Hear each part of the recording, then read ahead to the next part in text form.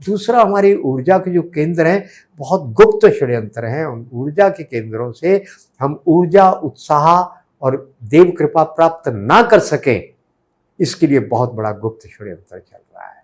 वो कैसे कैसे चल रहा है मैं बताता हूँ। हम तिलक लगाते हैं जी। मेरे पास अभी साथ नहीं है तिलक, नहीं तो मैंने देखा है तिलक लगाओ, अभी आपका दिमाग रिलैक्स हो जाएगा और आपके शरीर में इतनी ताकत हो जाएगी, आप 10 किलो वजन उठा सकते हैं, 12 या 15 किलो वजन उठा लेंगे आप उसी टाइम। मैं आपके कैमरे के आगे करके दिखा दूंगा, आज मैं उस तैयारी से नहीं आया। तो वो तिलक जिसके कारण हमारा पूरा पिट्यूटरी ग्लैंड, पूरा सिस्टम एक्टिवेट होता था, हमारा ओज तेज बढ़ता था, हमारी सम्मोहन शक्ति पैदा होती थी हमारे अंदर, वो सब होता था।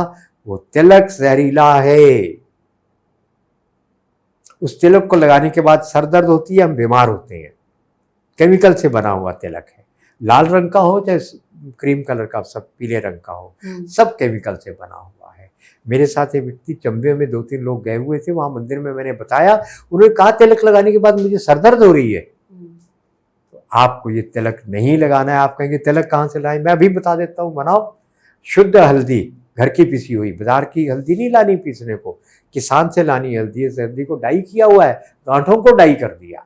तो हल्दी की गांठ को भी घर पे नहीं पीस सकते आप, किसान से हल्दी लो, वो लेकर आप पीस लो, वो थोड़ी ब्राउनिश पे होती है, वो पीस कर उसका पाउडर बनाओ, बढ़िया पाउडर। बनाने के बाद उसमें 1 कटोरी 100 ग्राम अगर है तो उसमें लगभग 3 ग्राम आप, एक छोटा चम्मच पीस कर सुहागा, बोरेक्स कच्चा सुहागा, वो डाल दो।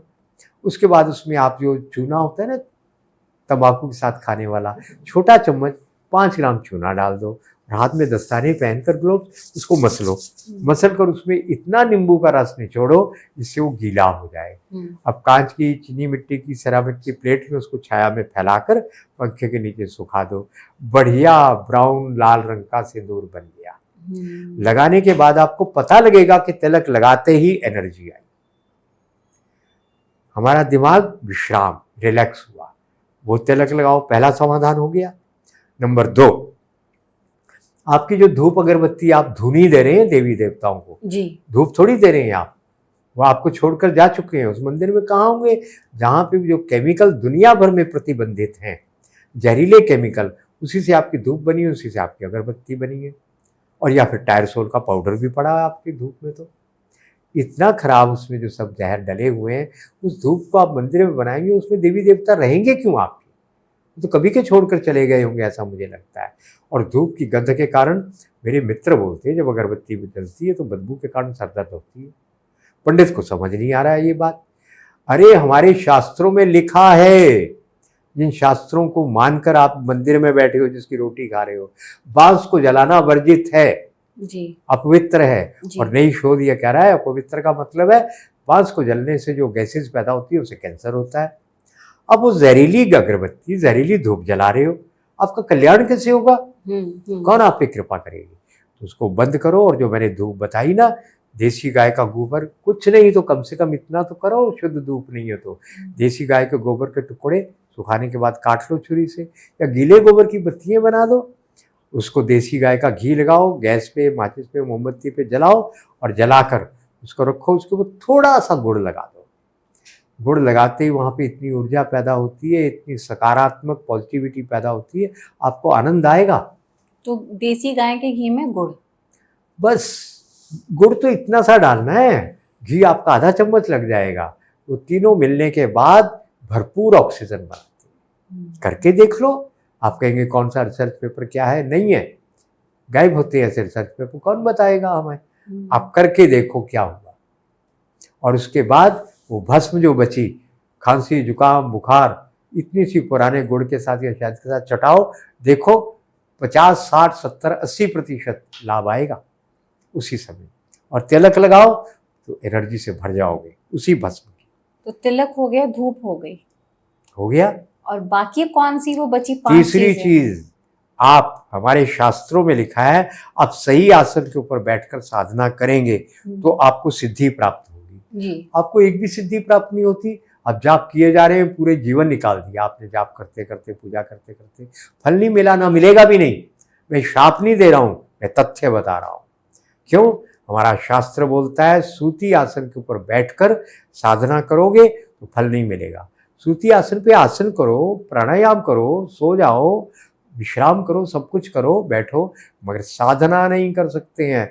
आप तो सूती से भी कहीं घटिया आसन पे बैठे हो, नायलॉन पे बैठे हो, प्लास्टिक पे बैठे हो, फोम पे बैठे हो, उस पे बैठ के साधना कर रहे हो। जितनी साधना पुरानी है वो भी समाप्त। और योगा मैट के नाम पर क्या मतलब, क्षमा करें, एक ही शब्द आता है मुंह में, मूर्खताओं की कोई सीमा नहीं है हमारी। हम इतने बुद्धिमान हो गए हैं कि कदम कदम पे मूर्खताएं करने के लिए हम बाध्य हो गए हैं अपनी बुद्धिमत्ता के घमंड में। तो फिर आसन कैसा? उसके ऊपर योगा मैट बिठा रहे हैं, नायलॉन पे आप आसन कर रहे हैं, आपकी जीवनी शक्ति तो समाप्त तो हो रही है। उसके लिए कॉटन का लाओ ना दरी, उतनी चौड़ी उतनी लंबी ले आओ, उसके ऊपर आसन करो। और साधना केवल ऊनी आसन पर होती है। शुद्ध ऊन का आसन लाओ, चाहे मरीना वूल हो, चाहे भेड़ का हो, चाहे किसी तरह का हो, उसको काट लो, शॉल ले लो। दूसरा विकल्प है रेशम, 1500 रुपये मीटर है, 1 मीटर लाओ, उसको 4 फोल्ड वो करके, उसको 4 उसकी परतें बनाकर सिलाइयाँ करके ऐसे छोटा सा बन जाएगा, रखो अपने साथ, ले जाओ, कहीं भी उस पर बैठ के साधना करो। तीसरा कुशासन। तो कुशासन पे आजकल के लोग कैसे बैठेंगे, वो तो चुभता है, उस पर नहीं आप लोग बैठ सकते। और इन सब से ऊपर है गोबर का आसन। जो अघोरी सिद्धियां करने के लिए शमशान में बैठते हैं, वो क्या करते थे, क्या करते हैं, देसी गाय के गोबर का आसन बनाते हैं। रहस्य बता रहा हूं उनका मैं आपको। और अपने चारों ओर देसी गाय के गोबर की रेखा खींचते हैं। जितनी वहां पे भी तामसिक शक्तियां हैं, कीटाणु हैं, रोगाणु हैं, कितने होंगे शमशान में आपके, कोई असर नहीं करते हैं, बस गोबर से हो जाता है ये सब कुछ। तो अगर आपको इनमें से कोई आसन, कम से कम ऊनी आसन या रेशमी आसन, तो कोई समस्या नहीं है, उस पर बैठकर पूर्व को मुंह करके ये गोबर की धूप जलाकर आप एक दिन साधना करोगे, आप कहेंगे कुछ बात बनी, नशा, सरूर, एनर्जी लेवल बढ़ने लगे, समझो सिद्धि की दिशा में आप बढ़ रहे हैं, देव शक्तियों की कृपा आप पे होने लग गई है। तो ये आसन ठीक करिए। आपके सारे मंदिरों में प्लास्टिक प्लास्टिक प्लास्टिक बिछा है, आपका कल्याण कैसे होगा? उसी पे चलकर जा रहे हो, उसी पे चलकर आ रहे हो। देव प्रतिमा में अगर कोई जीवन है, वहां से ऊर्जा ली और रास्ते में प्लास्टिक पे चलते चलते सब गंवा दी। घर लेकर तो कुछ भी नहीं पहुंचे आप। ना समझी पे ना समझी हो रही है कदम कदम पे। पर मैं प्रभु की बड़ी धन्यवाद मानता हूँ, कम से कम मेरे जैसे व्यक्ति को तो ये बुद्धि दे दी जो नजर आ रहा है। और मैं इसलिए कहता हूँ मेरा जीवन तो सार्थक हो गया। और हम सबको आप ये बता भी तो रहे हैं। हाँ, वही मैं कह रहा हूँ जी, कि बार बार मेरा मन करता है मैं आपको कहूँगा बेटे मुझे सब समझ आ रहा है, आप मेरे से बहुत छोटे हैं ना, आपको बुरा तो नहीं लगेगा? नहीं बिल्कुल नहीं, मेरा तो मुझे ये प्रभु ने बड़ा सौभाग्य दिया और मुझे लगता है मेरे प्राण अभी निकल जाएं तो भी मैं सुख से जाऊंगा, तृप्त से जाऊंगा। क्यों? बहुत काम प्रभु ने करवा दिया मेरे हाथ से, बड़े बड़े काम, करोड़ों फॉलोवर्स मिल गए, व्यूज मिल गए। और अगर और 10-20 साल जिलाना है तो कोई मेरे ऊपर कृपा नहीं, प्रभु आपको जो काम लेना है ले लो, मुझे नहीं चाहिए, मुझे तो केवल आपकी कृपा चाहिए। तो खैर आगे बढ़े जी। तो अब मंदिर के अंदर जो आप कुछ भी करते हैं विज्ञान है, समझो।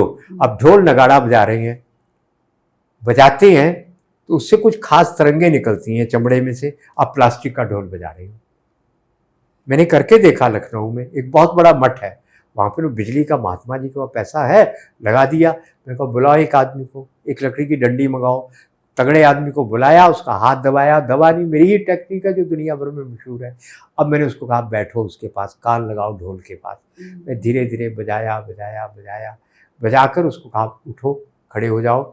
एक हाथ से उसका हाथ दबाया, खटाक से नीचे चला गया, ताकत खत्म हो गई। तो जो ऊर्जा के केंद्र बन रहे हैं, आपने उसको ऊर्जा समाप्त करने का केंद्र बनाया कि नहीं बनाया जी? फिर आपके मजीरे बजते हैं काहे के? कांसे के।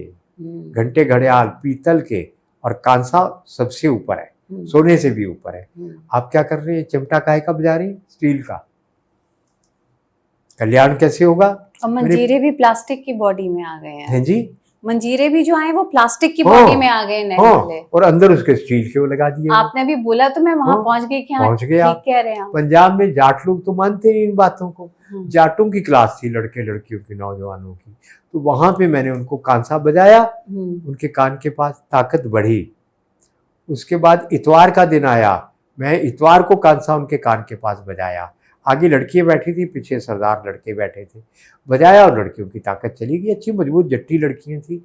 और लड़के कहते साढ़े से प्रयोग नहीं कर दो, कुड़ियां थी कर दो। मैं कहा आ जाओ जी, आगे आ जाओ। मजबूत जाट आगे आ गया लड़का, उसके कान के पास इतवार को मैंने कांसा बजाया, पहले हाथ दबाया, दो हाथ से नहीं दबा, कांसा बजाया, बजाने के बाद उसका एक हाथ से मैंने ऐसे दबाया, ताकत चली गई। हमारा पुराण बोलता है, जिसको आप मानते नहीं है, कांसे का प्रयोग रविवार को नहीं करना, उसमें खाना भी नहीं खाना। तो आप क्या कर रहे हैं, वो कांसा मंदिर में बजाना है तो बजाओ, किसी भी वार को बजाओ, वहां पे सब आपको पॉजिटिव परिणाम मिलेंगे। वो मंजीरे वो बजाओ ना, कितना अंदर को उतरती हैं आप, जब मंजीरे की आवाज आती है अनुभव आपका। ये स्टील प्लास्टिक का ढोल ये सब बजाओगे तो बर्बाद होगा कि नहीं होगा। हम अपने आप को बिना सोचे समझे कर रहे हैं, हमको पता ही नहीं विज्ञान है मंदिर, ऊर्जा का केंद्र है मंदिर, हमको समझ नहीं है, नासमझी से हम अपने आप को स्वयं बर्बाद कर रहे हैं। अब आप देखिए, मंदिरों का वास्तु भी तो कुछ होता है जी। आपको पता है कि नहीं पता कि शिवपास पिरामिड के अंदर 5000 साल पुराना शहद मिला, खाकर देखा एकदम बढ़िया, 5000 साल पुराना, जो उसमें चूहे बिल्लियों को घिस गए, फंस गए और मर गए, कभी नहीं सड़े, सूख गए, ड्राई हो गए, सड़े नहीं आज तक। फिर वहां पे गेहूं के बीज मिले 5000 साल पुराने। आप बताओ 5 साल पुराना गेहूं का बीज कभी उगेगा? मैं 500 साल नहीं 5000 साल कह रहा हूं, उसको उगाया, जर्मिनेशन हुई, गेहूं उग गया। कितनी एनर्जी है, क्या है वो? केवल शेप, आकृति, उस आकृति में इतना दम है। आपके मंदिर कैसे होते हैं? या तो पिरामिड के आकार के होते हैं या गोल गुंबद होता है। ये अरब से नहीं आया, यहां से अरब में गए हैं ये। उनके पास क्या था, उनको तो कुछ बनाने नहीं आता था, तो एकदम जंगली बेचारे लोग थे, पिछड़े हुए। वो गुंबद, उसके नीचे जब बैठते हैं, आपने अगर मंदिर गए अनुभव किया होगा, जो पुराने मंदिर जिनमें अंदर गुंबद खाली है, वहां खड़े होते ही कुछ होने लगता है। ऐसा लगता है कि कुछ बस हल्का होता जा रहा है, हल्का हो रहा है, तनाव खत्म हो रहा है, खत्म हो रहा है। अब हमने क्या कर दिया, अब तो हम बुद्धिमान हो गए ना, स्लैब डाल दिया, स्लैब के ऊपर गुंबद बनाओ, कुछ भी बनाओ, आपको क्या लाभ मिलने वाला है उसका? ये सब कुछ उल्टा उल्टा उल्टा कर रहे हैं। अंतिम बात, आप फूल कौन से चढ़ा रहे हैं? गेंदे के, जेनेटिकली मॉडिफाइड जहरीले फूल जो आदमी को मार देंगे। वो फूल आप माला भी पहना रहे हैं, वही खुद भी ले रहे हैं। सूंघ कर देखो, सुगंध है उसमें, उस फूल को हाथ में पकड़ो, ताकत खत्म हो जाती है। तो आपके फूल भी गलत, माला भी गलत, सब कुछ, धूप बत्ती आसन सब गलत। आपको कहाँ से जीवनी शक्ति मिलेगी? इससे अच्छा तो मंदिर मत जाओ, कल्याण तो नहीं होगा, होगा तो फिर भी विनाश, पर कम विनाश होगा। और मंदिर जाना है तो अपने मंदिर को मंदिर जैसा बनाओ, फिर देखो कैसे नहीं ऊर्जा मिलती। देवी देवताओं की कृपा, आशीर्वाद, जो प्रार्थना करोगे फल मिलेगा ना, उसका सुनी जाएगी आपकी प्रार्थना। ये बदल कर देखो, और आपके माध्यम तक कुछ 100 लोगों तक भी ये संदेश पहुंचा, मैं समझूंगा मेरा प्रयास सार्थक हुआ, आपका प्रयास सार्थक।